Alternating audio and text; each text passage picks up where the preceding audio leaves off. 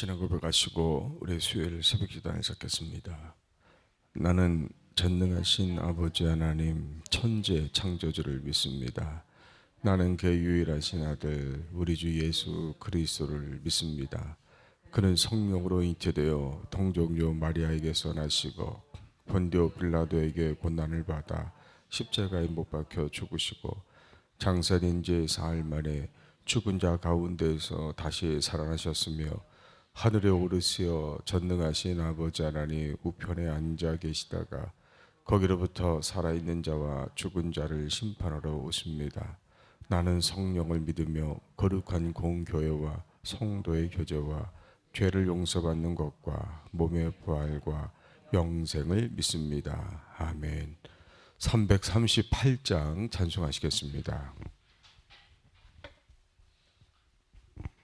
찬송가 338장 내 주를 가까이 하게 함은 찬송하겠습니다.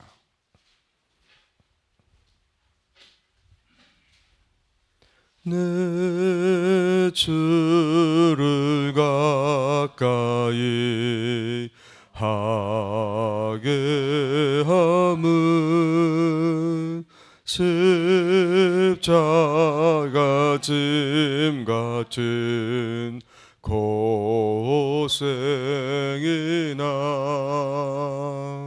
내 일생 소원은 늘 찬송하면서 주께 더 나아가기 원합니다. 내 고생하는 것 옛 야곱이 돌베개 베고 잠 갔습니다. 꿈에도 소원이 늘 찬송하면서 주께 더 나아가기 원합니다. 천성에 가는 길 험하여도 생명길 되나니 은혜로다.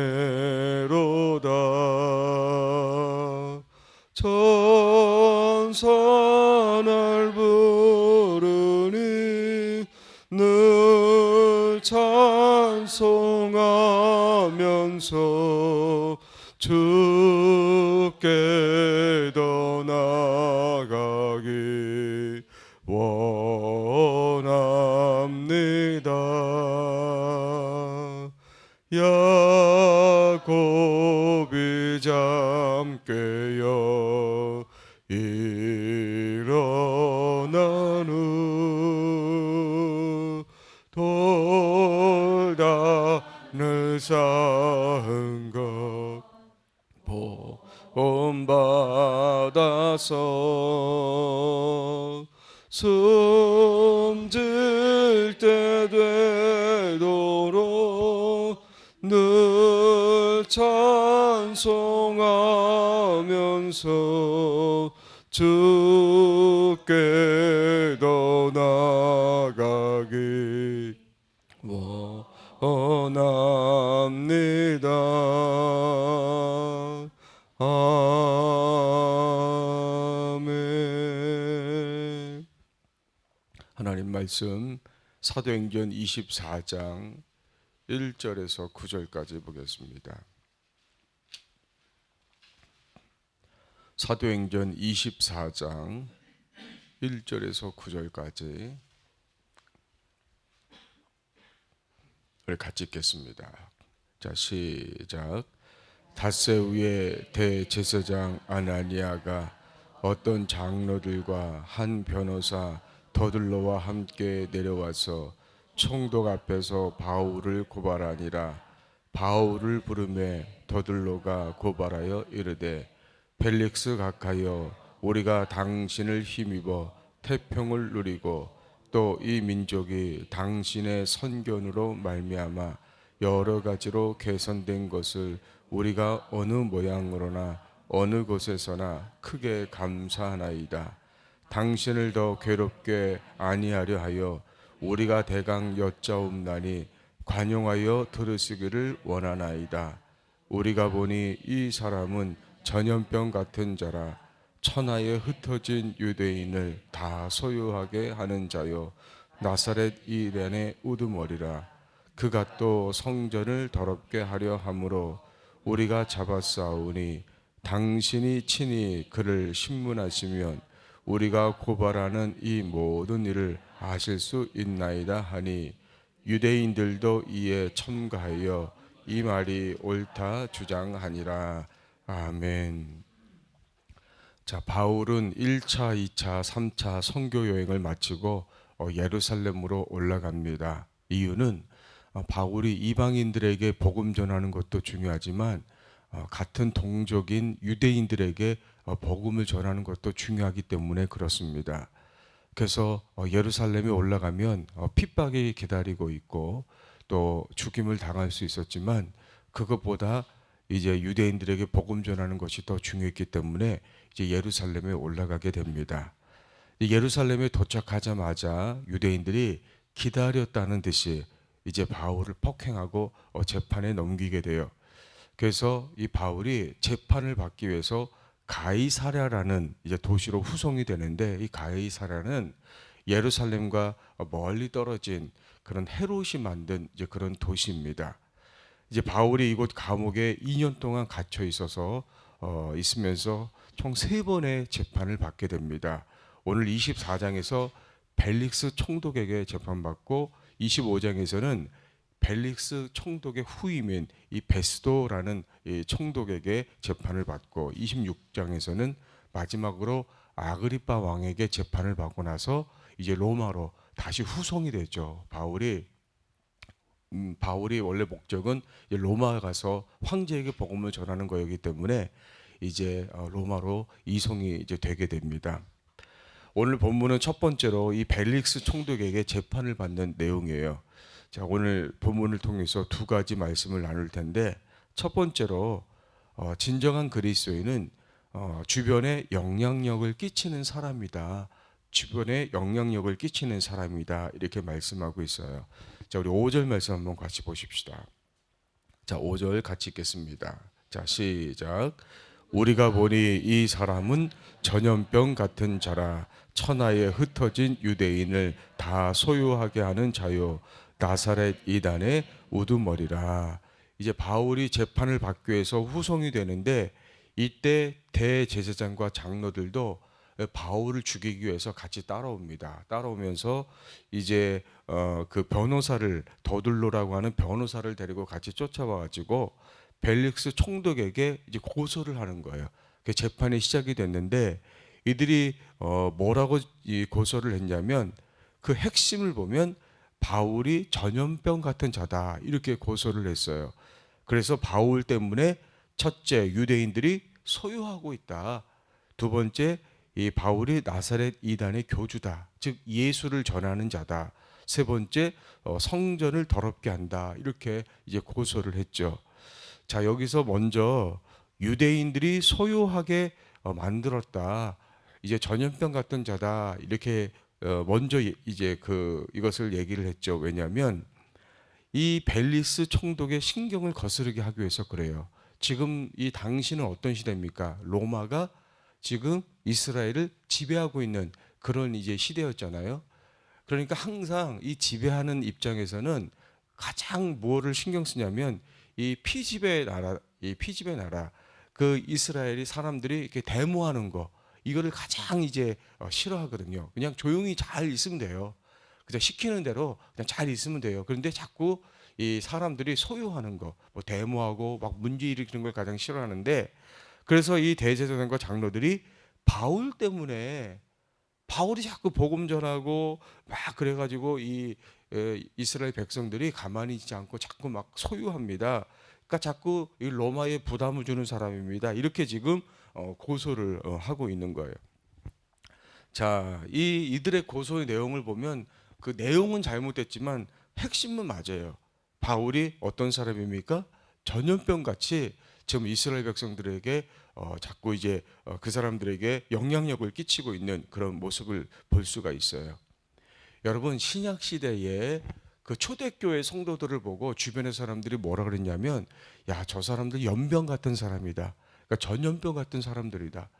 왜냐하면 자기들만 그냥 예수 믿고 조용히 있는 게 아니라 가만히 못 있어요. 예수 믿는 사람들 막 여기저기 가는 곳마다 막 뭔가 문제를 일으키고, 그러니까 문제를 일으킨다는 게 부정적인 게 아니라 막 복음 전하고 막 기적이 나타나고, 그래서 막 예수 믿지 않는 사람들이 예수를 믿게 되고 그들의 가정이 변화되고 그 지역이 변화되고, 그래서 마치 전염병 같은 사람들이다 이렇게 인정을 한 것이죠. 여러분, 예수님이 뭐라고 말씀하셨습니까? 내가 이 땅에 온 것은 너희들에게 검을 주러 왔다, 칼을 주러 왔다, 분열시키게 왔다, 이렇게 말씀하셨거든요. 그게 무슨 말이냐면, 너희가 나를 믿게 되면 너희가 있는 가정이나 너희 사회 속에서 그것에 영향력을 주는 사람이 될 것이다. 그 너희 가정에서 너희로 인해서 너희 가정이 변화되게 될 것이고, 너희로 인해서 너희 나라가 민족이 변화되게 될 것이다. 이렇게 말씀을 하고 있습니다. 여러분, 세상의 전염병은요, 사람들을 병들게 만들고 죽게 만듭니다. 그러나 그리스도인들은 복음과 착한 행실이라는 전염병으로 사람을 살리고 세상을 변화시키는 사람들이라는 것을 믿으시기를 바랍니다. 세상에 존재하는 모든 것은 저마다 다 영향을 끼치게 되어 있어요. 가만히 존재하는 것은 없어요, 여러분. 그렇기 때문에 우리 그리스도인들이 이 땅에 와서 한 번 인생을 살면서 가는데, 나는 과연 이 세상에 어떤 영향을 주고 가는 사람인가? 나와 관련된 사람들, 내 가족이나 또 내가 같이 신앙생활하는 교우들이나 내가 이 지역에 살면서 나라는 사람은 과연 그들에게 어떤 영향을 주고 가는가?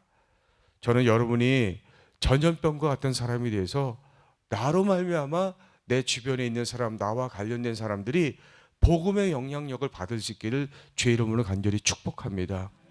죽을 수밖에 없는 사람, 멸망받을 수밖에 없는 사람들이 나로 말미암아 나와 관계를 통해서 그들이 복음의 영향을 받고 그들이 구원을 받을 수 있다면 우리의 인생은 결코 헛되지 않을 거예요. 나라는 사람을 통해서 만약에 한 사람의 영혼이 죽어갈 수밖에 없었는데 그 사람이 나를 만나서 구원받을 수 있다면 우리의 인생은 결코 헛되지 않을 겁니다. 저는 남은 인생을 통해서 여러분이 여러분과 관련된 사람들에게 이 복음의 전염병과 같은 그런 삶을 살 수 있기를 주의 이름으로 간절히 축복합니다. 두 번째로, 그러기 위해서는 우리가 옳고 그름의 기준이 되어야 된다. 그리스도인들은 옳고 그름의 기준이 되어야 된다. 그렇게 말씀을 하고 있어요. 자, 대제사장과 장로들이 고용한 변호사가 이제 바울을 이 사람 전염병 같은 사람입니다, 이렇게 고소를 했어요. 그러니까 벨릭스 총독이 이제 바울에게 그러면 네가 한번 변명을 해봐라, 이렇게 기회를 주죠. 그래서 이제 바울이 변명하는 내용이 쭉 나오는데, 먼저 바울은요, 사람에게 아첨하지 않았습니다. 자, 10절 보겠습니다.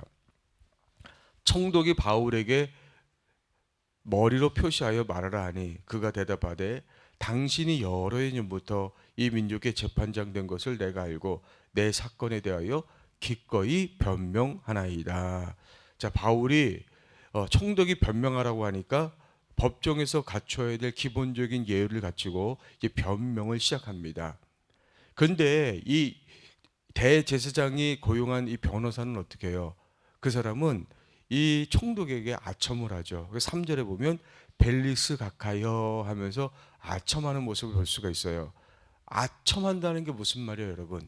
그것은 재판의 옳고 그름보다 재판장에게 잘 보여서 자기들이 원하는 결과를 이끌어내겠다는 거예요. 시편 12편 3절에 보면 여호와께서는 모든 아첨하는 입술과 자랑하는 혀를 끊으시겠다고 분명히 말씀하고 있습니다. 그러니까 바울은 총독에게 아첨하지 않았어요. 그리고 자기가 옳고 그름을 분명히 이제 밝히려고 한 것이죠. 왜냐하면 내가 재판장에게 아첨할 이유가 없는 거예요. 이 대제사장은 아첨했지만 이 총독 위에 하나님이 계시기 때문에 나는 이 총독에게 아첨하지 않고 내가 있는 그대로 내가 이제 변명하겠다. 이제 그런 모습을 볼 수가 있습니다. 그래서 11절부터 13절까지 우리 보겠습니다. 당신이 아실 수 있는 바와 같이 내가 예루살렘에 예배하러 올라간 지 열 이틀밖에 안 되었고 그들은 내가 성전에서 누구와 변론하는 것이나 회당 또는 시중에서 무리를 소동하게 하는 것을 보지 못하였으니 이제 나를 고발하는 모든 일에 대하여 그들이 능히 당신 앞에 내세울 것이 없나이다. 자, 11절에서 바울은 유대인들이 나를 고소한 것처럼 내가 예루살렘에 예배하러 온 것이 맞습니다. 12절에 나는 그렇지만 예루살렘에 온 지 12일밖에 안 됐습니다. 내가 다른 사람들과 변론한 것을 본 사람이 없습니다. 왜? 나는 다른 사람들과 변론한 적이 없기 때문에 그렇습니다. 또 나는 회당이나 시장에서 무리에게 소동한 적도 없습니다. 내가 사람들을 소동하는 것을 본 사람이 없습니다. 라고 분명히 나는 잘못한 게 없다고 분명히 얘기해요. 자, 반면에 14절 15절에 그러나 이것을 당신께 고백하리이다. 나는 그들이 이단이라는 도를 따라 조상의 하나님을 섬기고 율법과 선지자들의 글에 기록된 것을 다 믿으며 그들이 기다리는 바 하나님께 향한 소망을 나도 가졌으니 곧 의인과 악인의 부활이 있으리라 함이니이다. 나는 여기 와서 잘못한 게 없습니다. 당신들이 내가 당신들을 소동하게 하고 문제를 일으켰다고 하는데 나는 그런 잘못을 한 적이 없습니다. 대신에 내가 한 일이 있는데 나는 내 조상 하나님을 믿습니다. 나는 율법과 선지자들의 글, 구약 성경을 믿습니다. 나는 의인과 악인의 부활을 믿습니다. 의인과 악인의 부활을 믿는다는 게 무슨 말이에요? 의인은 부활해서 이 새하늘과 새 땅에서 살게 될 것이고 악인들도 부활해서 악인들은 불못에 떨어질 것이다. 이것을 나도 믿는다는 거예요. 그래서 나도 여러분들처럼 나는 다른 잘못은 하지 않고 하나님을 믿고 율법을 믿고 부활을 믿고 모든 것을 다 믿습니다. 그렇기 때문에 나에게는 죄가 될 것이 없습니다. 하고 분명하게 자기의 그 신앙을 이제 고백한 것을 볼 수가 있어요. 그렇기 때문에 나는 당신들 앞에서 거리낌이 없다는 거예요. 16절 말씀에 이것으로 말미암아 나도 하나님과 사람에 대하여 항상 양심에 거리낌이 없기를 힘쓰나이다. 나는 당신들 앞에 당당하다. 당신들이 아무리 나에게 잘못이 있다고 고소를 해도 나는 당신들 앞에 잘못한 것이 없고 나는 하나님의 말씀대로만 내가 전한 그 말씀 복음대로만 살아왔기 때문에 나는 당당하다는 거예요. 바울은 재판 그 벨리스 총독 앞에서 절대 두려워하지 않았어요. 아첨하지 않았어요. 나는 그리스도인으로서 내가 전하는 복음이나 내가 지금까지 살아온 것이나 당당하기 때문에 양심의 거리낌이 없다. 그렇게 얘기하고 있습니다. 여러분, 환경이나 여건은 우리의 책임이 아니에요. 내가 원하지 않아도 어떤 고난을 만날 수 있고 시험을 만날 수 있어요. 그러나 그런 고난과 시험 가운데 내가 옳고 그름이 분명하고 양심의 거리낌이 없는 것, 그것은 우리의 책임입니다. 누가 세상을 향해서 당당할 수가 있겠어요? 누가 하나님 앞에 당당할 수가 있겠어요? 세상 사람들은 당당하지 못합니다. 정치인들도 사회 지도자들도 사람들 앞에 당당하지 못합니다. 교회나 그리스도인들은 세상을 향해 당당할 수 있을까요? 우리가 세상에 섰을 때 우리가 정말로 그들 앞에 나는 양심의 거리낌이 없습니다. 그렇게 당당하게 얘기할 수 있을까요? 우리가 세상에 전염병과 같은 그런 영향력을 끼칠 수 있는 그 능력이 무엇일까요? 그것은 우리는 옳고 그름이 분명해야 될 줄로 믿습니다. 우리는 당신들 앞에 당당합니다. 우리는 이 땅에서 결코 우리는 잘못하지 않습니다. 죄가 없습니다. 그러나 우리는 복음대로 하나님의 말씀대로 살고 있습니다. 우리가 옳고 그름이 분명하고 양심의 거리낌이 없이 복음대로 사는 것, 그것이 세상의 전염병과 같은 영향력을 끼칠 수 있는 우리만의 능력이 될 줄로 믿습니다. 오늘 새벽에 기도하실 때 한국교회와 성도들이 세상에 전염당하는 것이 아니라 오히려 세상의 전염병과 같은 영향력을 끼치는 우리들이 되기 위해서, 그러기 위해서 우리가 먼저 옳고 그름이 분명한 삶을 살고 하나님 말씀대로 살기를 기도하는 저와 여러분들이 되기를 주의 이름으로 간절히 축복합니다. 기도하겠습니다. 하나님, 세상과 환경에 전염당하는 사람이 아니라 전염시키는 사람이 되게 하여 주시옵소서.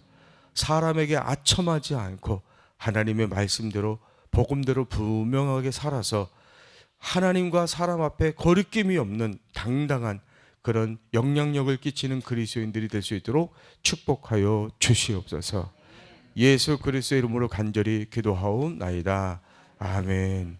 오늘 주신 말씀과 여러분 기도 제목을 놓고, 오늘 수요일입니다. 오늘 수요 저녁 예배에 많은 성도들이 와서 또 하나님 앞에 기도하고 응답받는 은혜의 밤이 될 수 있도록 주의 이름 한번 부르고 통성으로 기도하겠습니다. 주여, 하나님 감사합니다. 오늘 새날 주시고 건강 주시고 또 믿음 주시어서 말씀 앞에서 우리가 하루를 시작하게 하시니 감사합니다. 오늘 바울이 벨리스 총독 앞에서 재판을 받았지만 그는 나는 옳고 그름이 분명하고 양심의 거리낌이 없이 말씀대로 살아왔다고 담대히 선포한 것처럼, 우리도 세상에서 또 주님 앞에 섰을 때에 하나님, 저는 이렇게 올바르게 살았습니다, 하나님 저는 말씀대로 살았다고 당당하게 고백할 수 있는 저희들이 될 수 있도록 도와주시옵소서. 오늘도 하루를 살아가면서 세상의 사람들에게 전염당하는 사람이 아니라 오히려 그들에게 영향력을 끼치는 우리의 삶이 될 수 있도록 도우셔서 우리의 한 번 사는 인생을 통해 내 주변의 많은 사람들에게 복음의 영향력, 또 우리의 삶의 영향력을 끼치는, 그래서 나로 말미암아 한 영혼이 구원받을 수 있다면, 내 가정이 달라질 수 있고 우리 교회가 부흥할 수 있다면 하나님 앞에 부끄럽지 않는 당당한 우리의 삶이 될 수 있도록 인도해 주시옵소서. 이제 한국교회가 세상을 향해 당당하기를 원합니다.